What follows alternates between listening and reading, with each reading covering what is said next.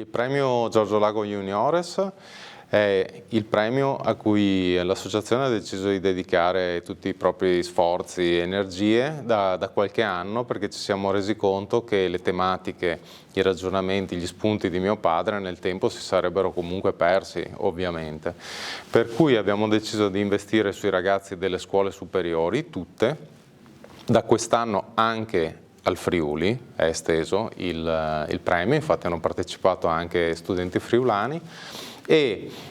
quest'anno abbiamo deciso di affrontare, come ogni anno, comunque delle tematiche importanti come quella delle infiltrazioni mafiose a nord-est, e devo dire che i ragazzi hanno risposto molto bene. Nel corso di queste lezioni, che sono state 12 in varie scuole del nord-est, finalmente, perché col Covid eravamo bloccati, queste lezioni non erano possibili, i ragazzi hanno risposto molto bene. È un tema molto interessante, specifico, perché abbiamo deciso di parlare di mafia a nord-est, non di mafia in generale,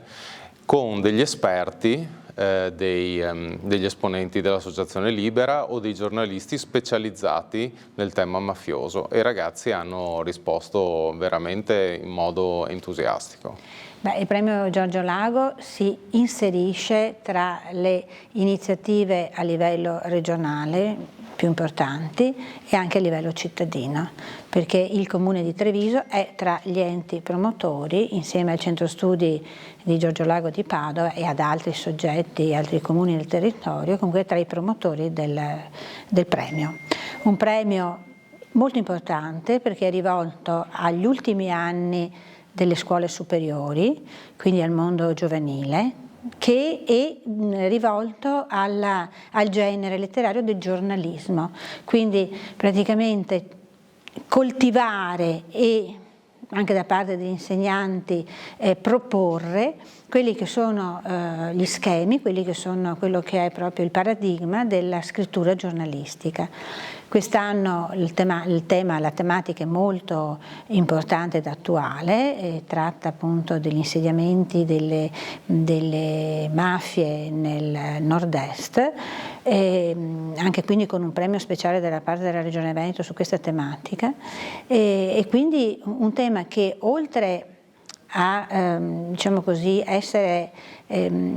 affrontato dal punto di vista ovviamente della scrittura, da un punto di vista culturale più generale per gli allievi è sicuramente stato un momento di grande riflessione. Abbiamo avuto un numero elevato di candidati, sono arrivati ben 69 temi, 69 elaborati da 20 istituti diversi, da 4 province del Veneto e quest'anno per la prima volta anche da 2 province del Friuli. Grossa prevalenza di concorrenti femmine rispetto al maschio, che si riverbera un po' anche nella scelta dei finalisti che comunichiamo adesso, e sono stati, c'è un maschio che in ordine alfabetico, Matteo Cunial degli Istituti Paritari Filippini di Pieve del Grappa, Caterina Munari del Liceo Scientifico Leonardo da Vinci di Treviso e Caterina Orso dell'Istituto Statale Antonio Scarpa di Motta di Livenza, Oderzo. Ecco, come giuria abbiamo riscontrato una notevole qualità negli elaborati, una notevole consapevolezza da parte degli studenti, in particolare dei meccanismi con i quali la mafia si intrufola nel nostro territorio, che non sono più meccanismi criminali violenti in senso lato, ma sono una capacità mimetica di inserirsi nei meccanismi, nei vuoti lasciati dalle istituzioni e di offrire alle aziende in difficoltà in particolare dei servizi, ecco, che lo Stato ovviamente non può offrire. E questa caratteristica dei temi poi ha trovato una espressione nelle capacità di elaborazione di molti dei ragazzi, che hanno dimostrato coerenza nell'organizzazione dei testi e anche una buona capacità di come dire, conquistare il lettore e non lasciarlo fino alla fine dell'articolo. Ci fa piacere essere qui al Premio Giorgio Lago anche quest'anno, proprio per la formazione che è destinata ai giovani, e ci fa piacere che proprio la discussione, il dibattito, il senso critico, insomma, facciano parte dei giovani sin da subito e non siano preclusione del mondo degli adulti,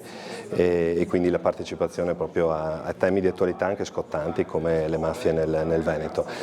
Come credito cooperativo supportiamo ogni anno numerose iniziative con associazioni, enti, anche istituti scolastici e in particolar modo rivolti ai giovani del territorio.